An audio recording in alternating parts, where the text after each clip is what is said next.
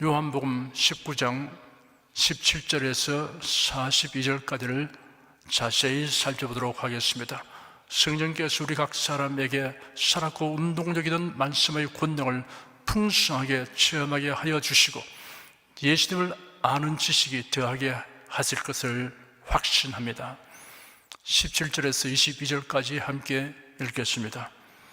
저희가 예수를 맡음에 예수께서 자기의 십자가를 지시고 해골, 히브리 말로 골고다이라 하는 곳에 나오시니 저희가 거기서 예수를 십자가에 못 박을새 다른 두 사람도 그와 함께 좌우편에 못 박으니 예수는 가운데 있더라. 빌라도가 패를 써서 십자가 위에 붙이니 나사렛 예수 유대인의 왕이라 기록되었더라. 예수의 못 박히신 곳이 성에서 가까운 고로 많은 유대인이 이 패를 읽는데 히브리와 로마와 헬라말로 기록되었더라. 유대인의 대장들이 빌라도에게 이르되 유대인의 왕이라 말고 자칭 유대인의 왕이라 서라 하니 빌라도가 대답하되 나의 설 것을 썼다 하니라. 로마 총독 빌라도는 제상들의 사주로 동원된 유대인 군중들의 요구를 거절하지 못하고 예수님을 십자가에 못 박도록 내어 주었습니다. 사형 집행은 유대인이 할 수 없기 때문에 로마 군병들이 예수님을 십자가에 못 박는 일을 하였습니다. 예수님 외에도 두 사람이 십자가에 못 박혔는데 그들은 흉악범이었습니다. 예수님이 매달린 십자가의 좌우에 그들도 매달렸습니다. 빌라도의 지시에 의하여 예수님이 매달리신 십자가에는 나사렛 예수 유대인의 왕이라고 선패를 붙였습니다. 십자가형을 선고받은 죄수는 자신의 죄목을 적은 패를 목에 걸고 처형장으로 이동하여 그 패를 자신이 달린 나무 위에 달고 죽게 하였습니다. 그 패에 나사렛 예수 유대인의 왕이라고 쓴것을 본 대제사장들이 자칭 유대인의 왕이라고 고쳐달라 하였습니다. 왜냐하면 예수님이 유대인의 왕이라면 그들은 자신들의 왕을 못 박아 죽이도록 요구하는 것이 되기 때문이었습니다. 그리고 유대인들은 빌라도에게 자기 스스로를 왕이라고 하는 자는 모두 황제를 반역하는 것이니 사형시켜야 한다고 요구하였기 때문입니다. 빌라도는 자칭 유대인의 왕이라고 고쳐달라는 제사장들의 요구를 묵살하였습니다. 이렇게 된 것은 구약 성경에 예언된 대로 예수님의 죽음은 온 인류를 구원하시기 위하여 유대인의 왕 다윗의 후손으로 오신 메시아로서의 대속의 죽음이라는 사실을 드러내고 있습니다. 그 패에 쓰인 글은 히브리어, 라틴어, 헬라어로 되어 있었습니다. 이는 예수님의 십자가에서의 죽음이 온 세상 나라와 인종과 민족을 위한 것임을 의미하고 있습니다. 23절, 24절 두 절을 함께 읽겠습니다. 군병들이 예수를 십자가에 못 박고 그의 옷을 취하여 네 깃에 나눠 각각 한 깃씩 얻고 속옷도 취하니 이 속옷은 호지 아니하고 위에서부터 통으로 짠 것이라.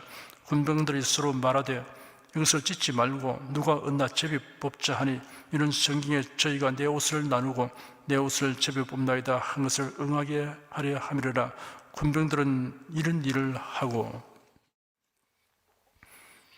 예수님을 십자가에 못 박은 군병들은 예수님의 옷을 나누어 가졌습니다. 네 깃에 나누어 가졌다고 하는데 깃이란 각기 앞으로 돌아온 몫이라는 의미입니다. 십자가형을 집행하는 로마 병사들은 일반적으로 4인이 한조가 된 기초부대 단위로 이루어졌습니다. 이 병사들은 백부장이 통솔을 했습니다. 예수께서 착용하신 두건과 신발과 허리띠 그리고 몸을 감는 천 이렇게 네 가지를 하나씩 나누어 가졌던 것 같습니다. 사형수의 착용물을 가지려고 한 것을 보니 당시의 물자나 경제 상태가 어땠는가를 짐작할 수 있습니다. 속옷은 바느질을 하지 않고 통으로 된 옷이었습니다. 유대 역사가 요세푸스에 의하면 속옷으로 번역된 키토는 대상들이 입는 비싼 옷이었으며 통으로 된 것이라고 하였습니다. 예수님의 이러한 속옷에 대하여 기록한 이유는 제사장 신분으로서의 예수님을 암시하고 있습니다. 예수님은 자신을 흠없는 완전한 속죄 제물로 드린 영원한 대제사장이십니다. 히브리서 7장 27절에 저 대제사장들이 먼저 자기 죄를 위하고 다음에 백성의 죄를 위하여 날마다 제사 드리는 것과 같이 할 필요가 없으니 이는 저가 단번에 자기를 드려 이루셨음이라 하였습니다. 군병들이 행한 이런 일까지도 이미 성령에 예언되었고 때가 되어 이루어진 것입니다. 예수님에 관련하여서는 우연히 된 것이 없습니다. 24절에 군병들이 서로 말하되 이것을 찢지 말고 누가 언나 제비 뽑자 하니 이런 성경에 저희가 내 옷을 나누고 내 옷을 제비 뽑나이다 한 것을 응하게 하려 함이라 하였습니다. 이런 시편 22편에 예언되어 있습니다. 저희가 나를 주목하여 보고 내 겉옷을 나누며 속옷을 제비 뽑나이다 라고 기록되어 있습니다. 성경에 예언된 것이 그대로 이루어진 것이며 또한 성경에 기록된 것을 완성하는 것입니다. 25절에서 27절까지 함께 읽겠습니다. 예수의 십자가 곁에는 그 모친과 이모와 글로바의 아내 마리아와 막달라 마리아가 쓰는지라 예수께서 그 모친과 사랑하시는 제자가 곁에 쓰는 것을 보시고 그 모친께 말씀하시되 여자여 보소서 아들이니이다 하시고 또 그 제자에게 이르시되 보라 네 어머니라 하시는데 그때부터 그 제자가 자기 집에 모시니라. 예수께서 겟세마네 동산에서 체포될 때 제자들은 다 도망쳤는데 예수님이 십자가에 못 박히시는 자리에는 예수님을 따르던 여인들이 그대로 서 있었습니다. 그 모친과 이모와 글로바의 아내 마리아와 막달라 마리아 이렇게 네 여인입니다. 그 모친이란 마리아이고 이모는 마태복음에서 세베대의 아들들의 어머니라고 하였고 마가복음에는 살로메라고 하였습니다. 예수님의 제자가 된 야고보와 요한 형제의 어머니입니다. 그러므로 육신으로 말하자면 야고보와 요한은 예수님의 이종사촌입니다. 글로바의 아내 마리아는 마태복음과 마가복음에 보면 작은 야고보와 요셉의 어머니로 추정됩니다. 막달라 마리아는 7 귀신 들려 고통하다가 예수님에 의해 고침받은 이후 예수님을 따르게 된 여인입니다. 부활하신 예수님을 목격한 자들 중에 막달라 마리아가 가장 먼저 목격하였습니다. 예수님은 마리아와 요한이 곁에 서 있는 것을 보시고 마리아에게 여자여 보십시오 당신의 아들입니다 하였습니다. 여자여라고 번역된 원어는 귀나이입니다. 어머니는 원어로 메테르입니다. 가나의 혼인잔치 집에서도 예수께서 마리아를 향하여 귀나이라고 하셨습니다. 메테르라고 부르지 않고 귀나이라고 말한 이유는 심오한 뜻이 있습니다. 창세기 3장 15절에 내가 너로 여자와 원수가 되게 하고 너희 후손도 여자의 후손과 원수가 되게 하리니 여자의 후손은 네 머리를 상하게 할 것이요 너는 그의 발꿈치를 상하게 할 것이라 하였습니다. 여기에 여자라고 번역된 히브리 원어는 이스라인데 헬라어 번역에서 귀네라고 하였습니다. 그러므로 예수께서 마리아를 귀나이라고 부르신 것은 자신이 창세기에 예언된 여자의 후손으로 오신 메시아라는 사실을 드러내기 위한 것이었습니다. 예수는 요셉과 마리아의 아들이 아니라 인류 구원을 위해 동정녀 마리아의 몸에 성령으로 잉태되어 사람의 몸을 입으시고 세상에 오신 메시아이십니다. 마리아는 이를 위하여 선택되고 쓰임받은 복을 받았습니다. 하나님의 말씀과 뜻에 대한 믿음과 순종에 있어서 마리아는 모든 성도들의 귀감이 됩니다. 그런데 마리아 숭배를 하는 이들은 마리아를 하나님의 어머니라고 부르며 원래부터 죄가 없었고 죽음을 보지 않고 성전했다고 가르칩니다. 이러한 가르침은 마리아에게 기쁨이나 영광이 되지 않을 뿐 아니라 많은 사람의 신앙을 그릇되게 하는 일입니다. 그뿐 아니라 구속의 진리를 왜곡되게 하는 것입니다. 예수께서 마리아를 여자여라고 부르신 사실은 마리아에 대하여 지나치게 생각하여 숭배하는 일이 없도록 하기 위한 뜻도 있다고 할 것입니다. 예수께서 요한에게 보라, 네 어머니라 하신 이유는 요한이 마리아를 친어머니처럼 모셔주도록 부탁하는 것입니다. 이 사실이 말해주는 교훈은 부모 공경의 도리입니다. 27절에는 또 그 제자에게 이르시되 보라, 네 어머니라 하시는데 그때부터 그 제자가 자기 집에 모시니라 라고 기록되었습니다. 요한은 마리아를 자기 집에 모시는데 11년 후에 예루살렘에서 운명하였다는 설이 있고, 요한과 더불어 에베소까지 가서 그곳에서 여생을 보냈다는 설이 있습니다. 28절에서 30절까지 함께 읽겠습니다. 이후에 예수께서 모든 일이 이미 이룬 줄 아시고 성경으로 응하게 하려 하사 가라사대 내가 목마르다 하시니 거기 심포도주가 가득히 담긴 그릇이 있는지라 사람들이 심포도주를 먹으면 해융을 웃을 취해 메어 예수 입에 대니 예수께서 심포도주를 받으신 후 가라사대 다 이루었다 하시고 머리를 숙이시고 영혼이 돌아가시니라.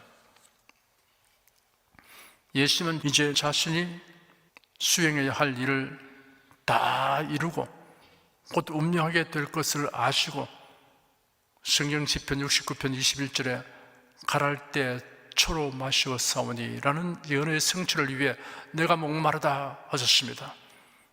햇빛이 내려 쬐는 언덕 위에 세워진 십자가에 못 박혀 피를 흘리셨으니 실제로 극도의 갈증을 느꼈을 것입니다. 거기에 심포도주가 있었습니다. 그 포도주는 갈증을 약간 면하게 할 뿐인 값싼 음료였습니다. 십자가에 달려 죽어가는 제수에게 심포도주를 주는 것은 마지막으로 베푸는 자비였습니다. 마태복음에는 설계탄 포도주라고 하였고 마가복음에는 모략을 넣은 포도주를 주려고 했으나 예수께서 맛보시고 마시기를 거절하시다고 기록되었습니다. 이런 포도주는 마취 성분이 있어서 십자가에서의 고통을 경감시키는 효과가 있기 때문에 주님께서 마시지 아니하신 것입니다.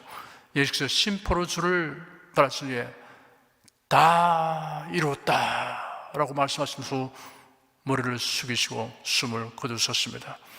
다 이루었다는 이 말씀에 내재된 은혜는 이루 말로 다 할 수 없습니다. 죄인을 위한 구속사역을 완수하셨다는 뜻과 함께 우리의 죄 가운데 대속하지 못하신 것이 하나도 없다는 뜻이 있습니다. 원어로 테텔레스타이입니다. 영혼이 돌아가시니라 라고 하였는데 돌아가시니라 라고 번역된 원어는 내어놓다라는 뜻이 있습니다. 예수께서 죽으신 것은 힘이 없어서 붙잡혀 처형당하는 수동적인 죽음이 아니라 능동적인 죽음이라는 것을 의미하는 말입니다. 예수께서 자신의 영혼을 아버지께 능동적으로 내어놓으신 것입니다. 이사야 53장 12절에 예언되기를 그가 자기 영혼을 버려 사망에 이르게 하며라고 기록되었습니다. 이 말씀대로 자발적으로 죽음을 취하신 것입니다.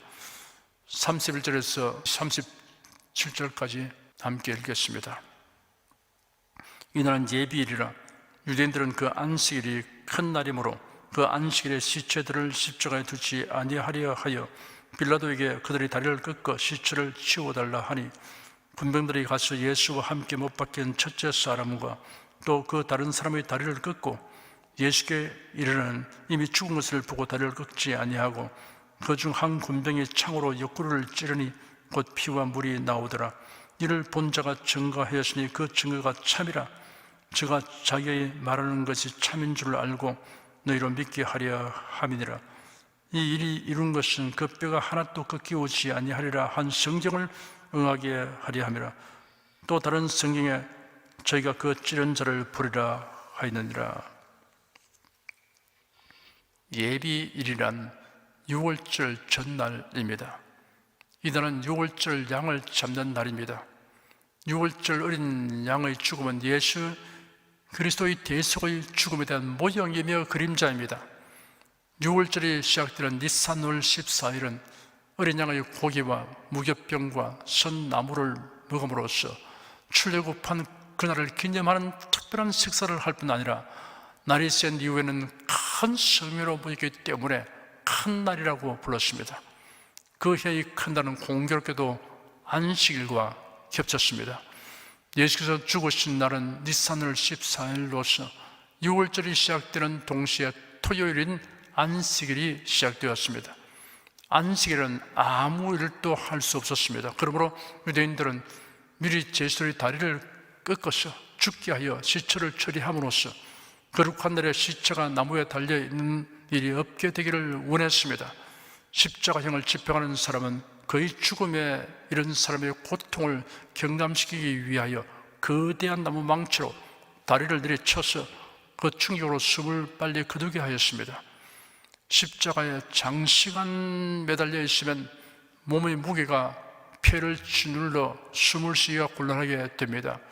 그러므로 십자가에 제수를 매달 때 다리를 십자가에 바짝 묶거나 발밑에 발을 디딜 받침대를 두어 숨을 쉴 수 있도록 하였습니다. 그런데 다리를 부러뜨리면 몸무게를 지탱할 수 없게 되어 곧바로 숨을 거두게 되었습니다. 빌라도는 유대인의 요청을 들어주었습니다. 군병들이 먼저 두 흉악범의 다리를 꺾은 다음 예수님에게 가니 이미 죽은 것을 보고 다리를 꺾지 않았습니다. 그 중에 한 군병이 창으로 예수님의 옆구리를 찌르니 곧 피와 물이 나왔습니다. 이렇게 자세히 묘사한 것은 요한이 가까이에서 직접 목격한 사실을 강조하는 것입니다. 예수님의 죽음은 지어낸 공교한 이야기가 아니라 실제 사실이라는 것을 증명하려고 한 것입니다. 36절에는 이 일이 이룬 것은 그 뼈가 하나도 꺾이지 아니하리라 한 성경을 응하게 하려 함이라 하였습니다. 예수의 다리가 꺾이지 아니한 것 역시 성경 시편 34편에 그 모든 뼈를 보호하시며 그 중에 하나도 꺾이지 아니하다라고 예언된 말씀이 성취된 것입니다. 그리고 37절에는 또 다른 성경에 저희가 그 찌른 자를 보리라 했는데 이런 구약 성경 스가랴 12장 10절에 그들이 그 찌른 바 그를 바라보고 라고 기록된 말씀대로 예수님을 대적한 사람들이 부활하신 예수님 그리고 재림하신 예수님을 보게 될 것이라는 뜻입니다.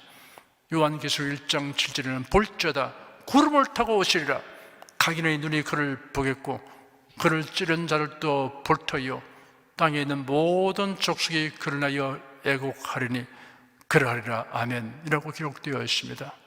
38절에서 42절까지 함께 읽겠습니다. 아리마대 사람 요셉이 예수의 제자나 유대인을 두려워하여 은혜하더니 이 일 후에 빌라도로 예수의 시체를 가져가기를 구하며 빌라도가 허락하는지라 이에 가서 예수의 시체를 가져가니라. 일찍 예수께 밤에 나왔던 니고데모도 모략과 침량 섞은 것을 100근쯤 가지고 온지라. 이에 예수의 시체를 가져다가 유대인의 장례법대로 그 향품과 함께 성 앞으로 쌌더라. 예수의 십자가에 못 박히신 곳에 동산이 있고 동산 안에 아직 사람을 장사한 일이 없는 새 무덤이 있는지라. 이들은 유대인의 예비리요 또 무덤이 가까운 고로 예수를 거기에 두니라. 아리마대아 출신인 요셉은 산헤드린 공의의 의원이었습니다. 그가 빌라도에게 당당하게 나아가서 예수님의 시신을 건네받아 자신과 가족들을 위하여 예비해 놓은 새 무덤을 제공하였습니다. 무덤은 바위를 파서 만들고 입구에 큰 돌로 막아 놓습니다. 이런 무덤을 소유하려면 매우 큰 비용이 듭니다. 아리마대 요셉이 평소에는 나타내지 않고 마음속 깊이 예수님을 따랐지만 지금은 공공연히 나섰습니다. 이전에 예수님께 밤에 찾아 나와서 영생의 도리에 대하여 질문했던 니고데모도 장례를 도왔습니다. 니고데모 역시 공의의 의원이었습니다. 그런 산헤드린 공회에서 예수님을 변호한 일도 있습니다. 평소에는 나타내지 않고 마음속 깊이 예수님을 따랐는데 지금은 다른 사람을 의식하지 않고 나서 장례 물품을 공급했습니다. 값비싼 모략과 침량을 제공했습니다. 모략은 방부제이고 침량은 건조제와 방치제였습니다. 100근은 34kg에 해당하는 상당히 많은 양이었고 그 정도를 제공하려면 많은 비용이 들었습니다. 유대인의 장례법은 시신의 세마포를 감고 향품을 발랐습니다. 예수께서 운명하신 때가 오후 3시경이었습니다. 오후 6시가 되면 하루가 끝납니다. 그리고 안식일이 시작됩니다. 그러니 시간이 촉박하여 매우 서둘러 장례를 치를 수밖에 없었습니다. 요셉과 니고데모는 평소에는 드러나지 않게 주님을 섬기다가 그들이 나서야만 할 때는 서슴없이 헌신적으로 봉사하는 유형에 속하는 성도입니다. 주님을 섬겨 봉사하는 성도의 유형이 여러 가지입니다. 능동적이고 적극적으로 봉사하는 성도들이 있습니다. 수동적으로 봉사하는 성도들이 있습니다. 누가 이끌어주거나 동료가 있으면 참여합니다. 평소에는 조용히 있다가 교회가 어려울 때 혹은 자신이 나서야만 할 때는 걷어붙이고 나서는 성도가 있습니다. 예수 그리스도를 사랑하는 마음을 가진 사람은 자신의 성격이나 형편대로 주님을 섬겨 봉사해야 합니다. 봉사를 통하여 신앙생활이 풍요로워지고 성숙하게 됩니다. 주 안에서의 이해심과 협동심도 발전합니다. 그뿐 아니라 나를 사랑하시고 구원하시려고 고난받으시고 십자가에 못 박혀 죽기까지 하신 예수님에 대한 감사와 사랑을 표현하는 기쁨과 보람을 체험하게 됩니다. 그리고 장차 주님 앞에 서는 날 칭찬과 상을 받게 됩니다. 성경의 마지막 페이지에 주님께서 하신 말씀이 이렇게 기록되었습니다. 보라, 내가 속히 오리니 내가 줄 상이 내게 있어 각 사람에게 그의 일한 대로 갚아 주리라. 기도하겠습니다.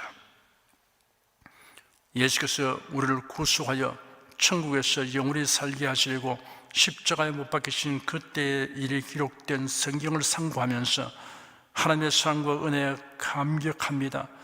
아직도 이 구원의 복음을 믿지 아니한 사람들이 모두 우리의 전도 대상임을 압니다. 우리가 사명감을 가지고 힘을 모아 열심히 복음을 전하도록 항상 성령 충만을 주시옵소서.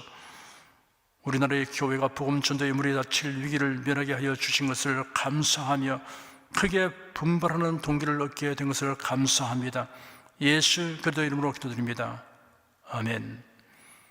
찬송가 135장을 부르십시다.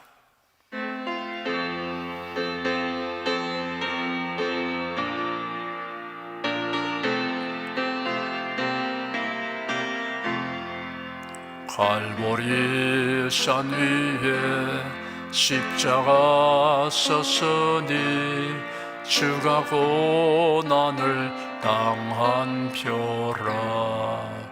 험한 십자가를 내가 사랑함은 주가 보혈을 흘리밀세 최후 승리를 얻기까지 주의 십자가 사랑하리. 빛난 면류관 받기까지 험한 십자가 붙들겠네. 멸시함을 받은 주의 십자가에 나의 마음이 끌리도다. 귀한 어린 양이 영광 다 버리고 험한 십자가 지셨도다. 최후 승리를 얻기까지 주의 십자가 사랑하리. 빛난 면류관 받기까지 험한 십자가 붙들겠네. 험한 십자가에 주가 흘린 피를 믿는 마음으로 바라보니 나를 용서하고 내 죄 사시려 주가 흘리신 보혈일세 최후 승리를 얻기까지 주의 십자가 사랑하리 빛난 면류관 받기까지 험한 십자가 붙들겠네 주와 예비하신 나의 본향집에 나를 부르실 그날까지 험한 십자가를 항상 달게 지고 내가 죽도록 충성하리 최후 승리를 얻기까지 주의 십자가 사랑하리 빛난 면류관 받기까지 험한 십자가 붙들겠네. 은혜와 진리 찬양 16장을 부르십시다.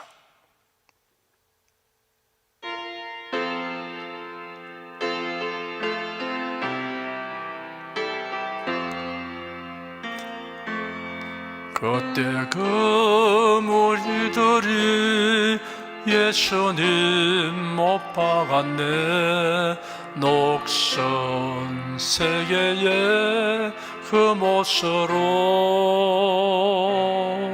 망치 소리 내 맘을 울리면서 들렸네 그 피로 내 죄 씻었네 주여 저들의 죄를 용서하여 주소서 주님 눈물로 기도했네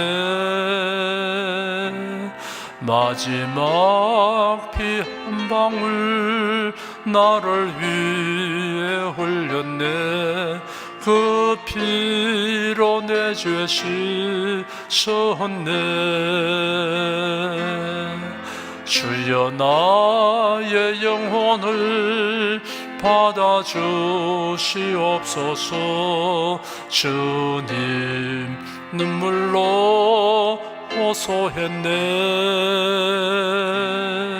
정결한 그 보배 피 나를 씻어 주었네 그 피로 내 죄 씻었네 비웃는 저 무리들 주님 죽으신 후에 그 몸창으로 찔렀네 마지막 피 한 방울 나를 위해 흘렸네 그 피로 내 죄 씻었네